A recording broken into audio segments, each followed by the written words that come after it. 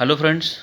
So in sulfonation reaction we discuss there are two types of products are there. That is, first one is alpha naphthalene sulfonic acid and second is beta naphthalene sulfonic acid. So what is difference between these two products, or what is the conditions are differ in these two products? So in first product the temperature is at 80 degrees Celsius. The reaction of naphthalene with concentrated H2SO4 at 80 degrees Celsius, we get the product is alpha naphthalene sulfonic acid. And when naphthalene on reaction with concentrated H2SO4 at 160 degrees Celsius, then we get the product is beta naphthalene sulfonic acid. So one is alpha naphthalene sulfonic acid and second is beta naphthalene sulfonic acid. आपण जर बघितलं तर आपल्याला माहिती की नॅफ्थलीनमध्ये alpha product हा major product असतो आणि बीटा हा मायनर असतो. पण ज्यावेळेस या रिॲक्शन कंडिशनमध्ये आपल्याला ज्यावेळेस अशा पद्धतीचे दोन प्रोडक्ट ज्यावेळेस मिळतात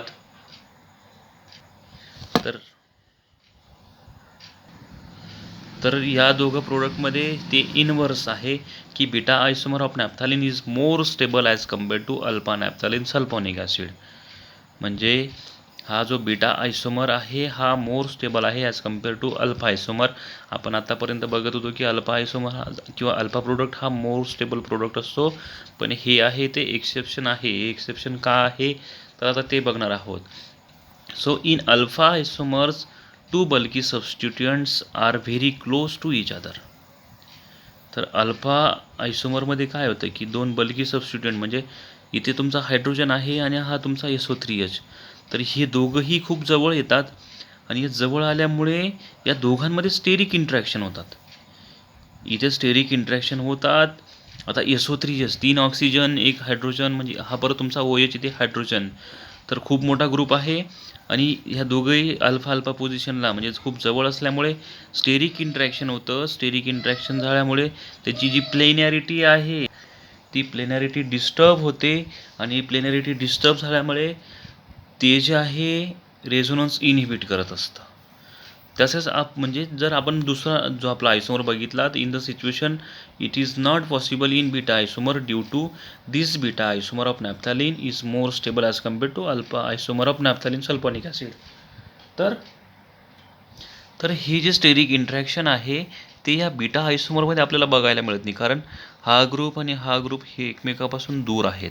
त्याच्यामुळे या दोघांमध्ये स्टेरिक इंट्रॅक्शन कमी होतं ॲज कम्पेअर्ड टू धिस, आणि हे स्टेरिक इंट्रॅक्शन कमी झाल्यामुळे याच्यात रेझोनन्स हे व्यवस्थित होत असतं आणि याच्यात प्लेनॅरिटीसुद्धा डिस्टर्ब होत नाही या मॉलिक्यूलमध्ये. म्हणून beta isomer is more stable than alpha isomer. So हे एक्सेप्शन लक्षात ठेवायचं आहे सल्फोनेशनमध्ये, की सल्फोनेशनमध्ये आपल्याला बीटा प्रोडक्ट मेजर मिळत असतो आणि उरलेलं सगळं नायट्रेशन, त्यानंतर ऑक्सिडेशन रिडक्शनमध्ये आपल्याला अल्फा प्रोडक्ट किंवा हॅलोजनेशनमध्ये आपल्याला alpha product is major product. So this is about sulphonation reaction. Now the next reaction और last reaction is Friedel Crafts acylation reaction.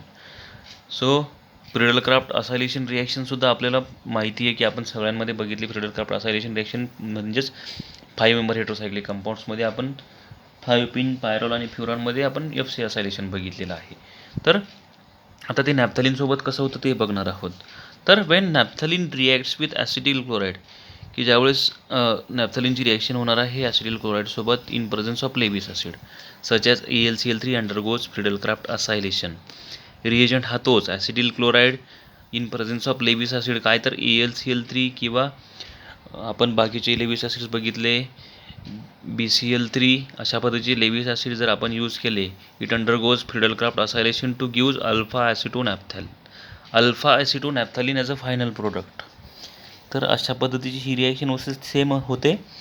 तर इथे सुद्धा आपल्याला अल्फा प्रोडक्ट जो आहे तो मिळत असतो. Then the orientation of acyl group, that is this is acyl group COCH3 group depends upon the switch solvent which is to be used. तर ज्या असाइल ग्रुपचं जे ओरिएंटेशन आहे ते डिपेंड्स असतं कशावर, तर आपण सॉल्वंट कुठलं यूज केलेलं आहे त्याच्यावर त्याचं ओरिएंटेशन हे डिपेंड्स करत असतं. So if solvent like carbon disulphide that is CH2 or tetrachloroethane that is C2H2Cl4 or carbon tetrachloride that is CCl4 are used, then alpha acetonaphthalene is obtained. म्हणजे ज्यावेळेस आपण सॉल्वंट यूज करणार आहोत like CS2 that is carbon disulphide, then C2H2Cl4 that is tetrachloroethane और carbon tetrachloride that is CCl4. जर आपण हे तिघांपैकी कुठलं सॉल्वंट यूज केलं तर आपल्याला alpha acetonaphthalene is a major product. आता आपल्याला अल्फा ॲसिटोनॅफ्थॅलिन हा प्रोडक्ट मिळत असतो. आणि जर आपण the solvent like nitrobenzene is used, तर त्याऐवजी आपण सॉल्वंट यूज केलं तर आपल्याला beta acetonaphthalene is a final product. तर ज्यावेळेस आता बघा मागच्या रिएक्शन्समध्ये आपण बघितलं तर टेम्परेचर इफेक्ट, आता सॉल्वंट इफेक्ट. तर इथे आपण या तिघांपैकी सॉल्वंट वापरतो CS2, त्यानंतर डायक्लोरोइथेन आणि तुमचा कार्बन टेट्राक्लोराइड. तर या तिघांपैकी कुठलंही सॉल्वंट वापरलं आणि तुम्ही ॲसिटिल क्लोराईडची आपलं नॅफ्थॅलिनची रिॲक्शन केली ॲसिटिल क्लोराईडसोबत in presence of AlCl3 that is Lewis acid. The solvent is CS2 और that is tetrachloroethane or carbon tetrachloride. So we get alpha acetonaphthalene as a final product. आणि तेच जर आपण सॉल्वंट नायट्रोबेन्झिन यूज केलं, सगळं same, तुमचं starting compound same, reagent same that is acetyl chloride and AlCl3. इथे change झाला आहे तो फक्त सॉल्वंटमध्ये. इथे तो पण डायसल्फाईड यूज केला, आधी कार्बन डायसल्फाईड, त्यानंतर टेट्राक्लोरो इथेन यूज केला आणि कार्बन टेट्राक्लोराईड, आणि इथे आपला अल्फा प्रोडक्ट मिळाला. आणि बीटा प्रोडक्टमध्ये आपण काय केलं तर सॉल्वंट हे नायट्रोबेन्झिन यूज केलं तर आपल्याला बीटा आयसोमर हा प्रोडक्ट मिळत असतो. तर ह्या महत्त्वाच्या दोघं रिॲक्शन आपल्याला लक्षात ठेवायच्या आहेत. तर अशा पद्धतीने रिॲक्शन्स ऑफ नॅफ्थॅलिनसुद्धा आपण इथे संपवलेलं आहे. तर अशा पद्धतीने या सगळ्या रिॲक्शन्स ज्या आहेत त्या आहेत.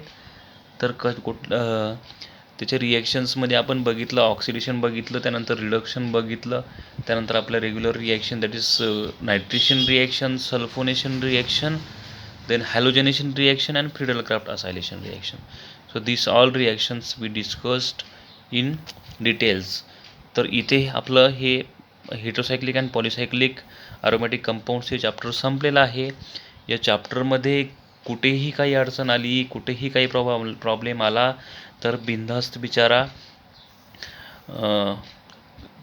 आपण याच्यावर लवकरच एक असाइनमेंटही घेऊया आणि एक टेस्ट घेऊया, म्हणजे तुमचं हे चॅप्टर अतिशय व्यवस्थितपणे होईल. तरीही काही वाटत असेल, काही फास्ट झालं किंवा काही समजत नाही आहे तर मला विचारा, एवढंच माझं म्हणणं आहे.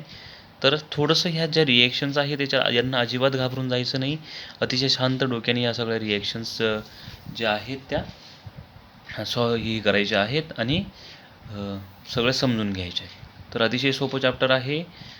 तर आज आपण आता इथेच थांबूया. थँक्यू.